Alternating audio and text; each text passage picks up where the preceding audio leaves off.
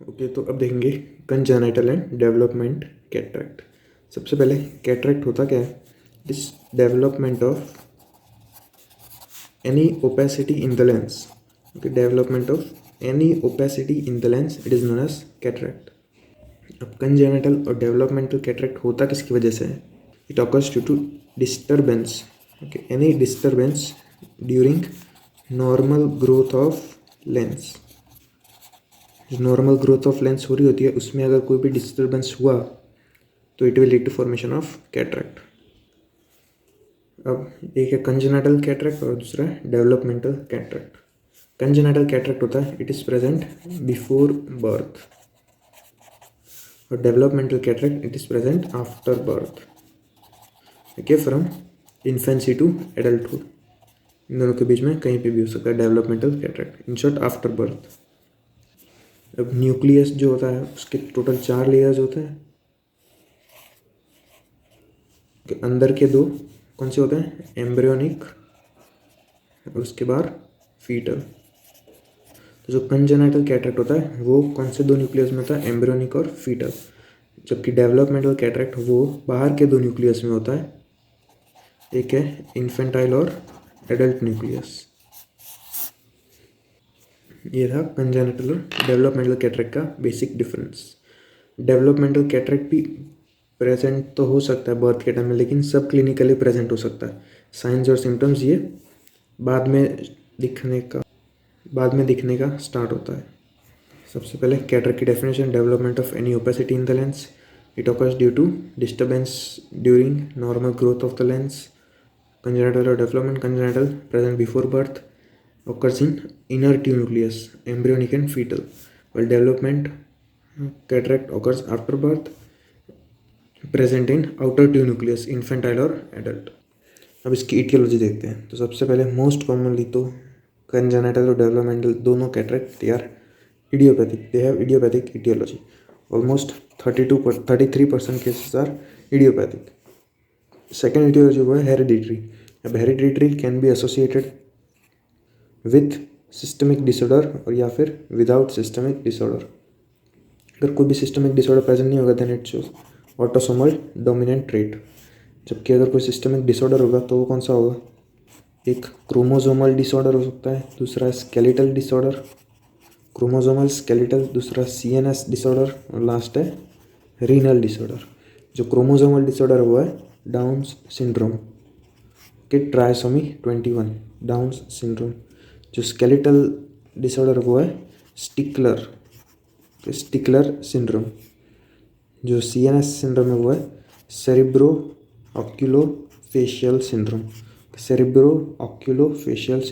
और last renal disorder वो है लोवेस सिंड्रोम। तो ये 4 सिस्टमिक डिसऑर्डर प्रेजेंट हो सकते हैं in case of hereditary etiology.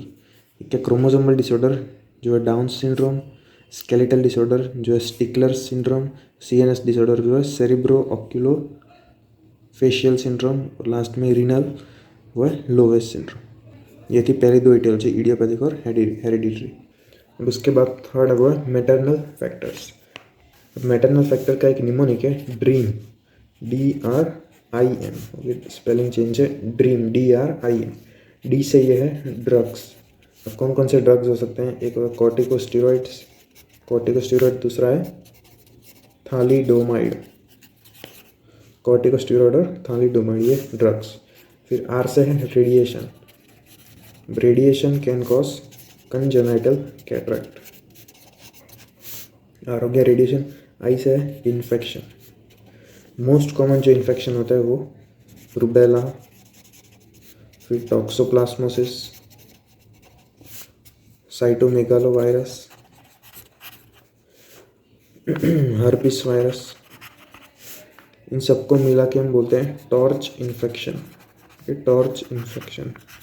Toxoplasmosis, rubella, cytomegalo और हर्पिस वायरस। और भी बहुत सारे वायरस आते हैं लेकिन मेन जो है यही है, रूबेला, टॉक्सोप्लाज्मोसिस, साइटोमेगाला और हर्पिस। फिर एम से है malnutrition. It can cause non familial zonular cataract. ये हो गए मेटलनर फीचर्स।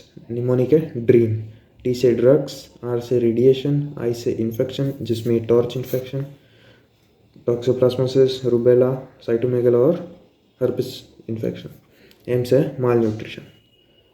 उसके बाद फोर्थ और लास्ट ईटियोलॉजी हुआ है फीटल या फिर इन्फेंटाइल फैक्टर, उसका भी एक निमोनिक हुआ है ABC mom. ABC mom. A से है एनॉक्सिया मतलब लो ऑक्सीजन, फिर बी से है बर्थ ट्रॉमा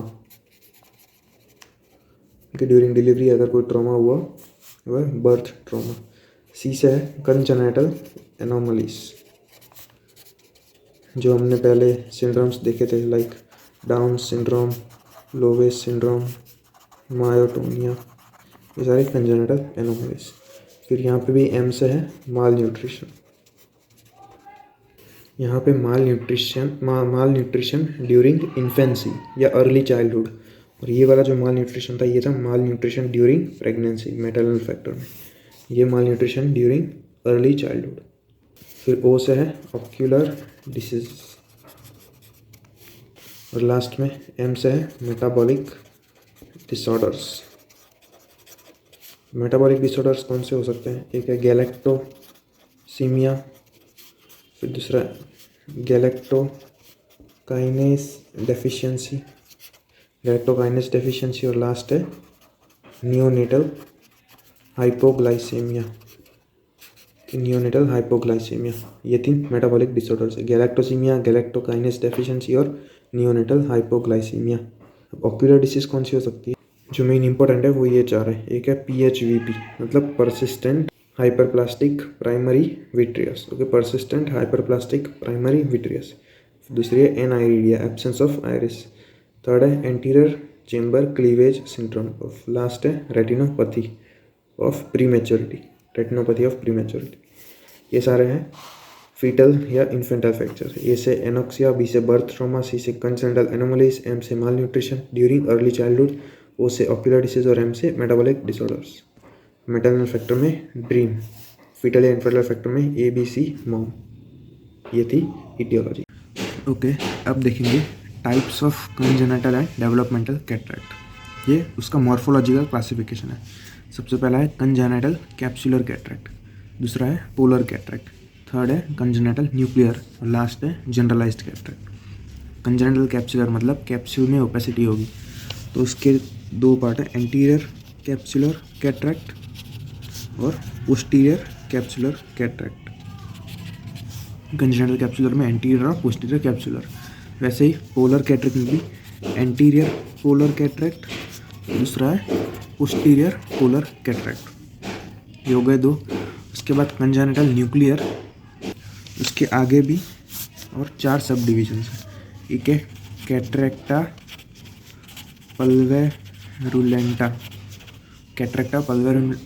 पल्वेरुलेंटा, दूसरा है लेमेलर कैटरैक्ट, थर्ड है सुचरल एंड एक्सियल कैटरैक्ट और लास्ट है टोटल न्यूक्लियर कैटरैक्ट।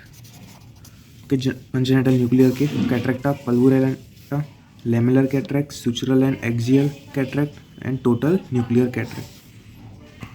और इसमें सुचरल और एक्सियल इसके भी टाइप्स है।